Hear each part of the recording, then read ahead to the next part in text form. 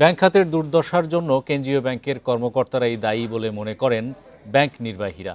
এছাড়া রাজনৈতিক আধিপত্যের কারণে খেলাপি ঋণ আদায় করা সম্ভব হয় না বলেও জানান তারা। বুধবার বিআইবিএম মিলনায়তনে আয়োজিত সেমিনারে ব্যাংক খাতের বর্তমান পরিস্থিতি নিয়ে তারা এসব কথা বলেন। এ সময় বাংলাদেশ ব্যাংকের গভর্নর বলেন, অর্থ পাচারের কারণেই বাড়ছে না ব্যাংক খাতের আমানত।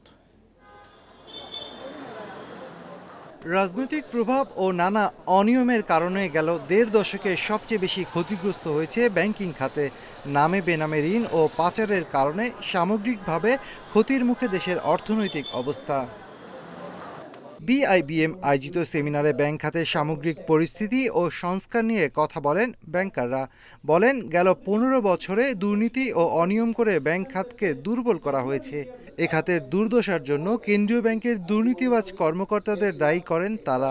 বিভিন্ন রকম তদবিরের জ্বালায় ব্যাংকিং সেক্টর পাগল হয়ে যায়। চাকরি দিতে হবে তাদের আত্মীয় স্বজনকে, তাদের প্রমোশন দিতে হবে, তাদের ট্রান্সফার করতে হবে, এবং এটা একদম তলা থেকে উপর পর্যন্ত তদবিরের পর তদবির আসে। স্যার, ভালো ব্যাংকগুলো মানে মানুষ আস্থা অর্জন করতে পারছে না। মানুষ টাকা রাখছে এখন বালিশের নিচে। ভালো কাস্টমার যাদের সামর্থ্য আছে তারা ফরেন ব্যাংকগুলোতে টাকা নিয়ে যাচ্ছে, দেশীয় ব্যাংকগুলোতে টাকা রাখতেই যাচ্ছে না। এখান থেকে মুক্তি দরকার। বাংলাদেশ ব্যাংকের গভর্নর বলেন, অর্থ পাচারের জন্য রাজনৈতিক ও সামাজিক পরিবেশ দায়ী। সবাই সঠিকভাবে দায়িত্ব পালন করলে অর্থনৈতিক এই দুরবস্থা হতো না। আমার রিজার্ভ ছিল 48, হয়েছে 24। তাহলে 24 বিলিয়ন গেল কোথায়? 24 বিলিয়ন মানি তো বাইরে চলে গেছে, যেভাবেই যায়।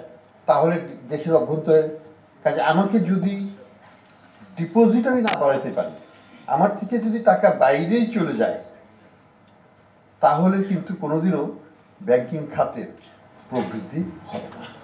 এ সময় ব্যাংকাররা বলেন, অনিয়ম করে নেয়া ঋণ বৈধভাবে সংগ্রহ করা বড় চ্যালেঞ্জ। ডিজিটালাইজেশন ও সুশাসন প্রতিষ্ঠা ছাড়া ব্যাংকিং খাত ঘুরে দাঁড়ানো কঠিন বলেও জানান ব্যাংক কর্মকর্তারা। Shafil Alam Sujon, Independent News, Dhaka.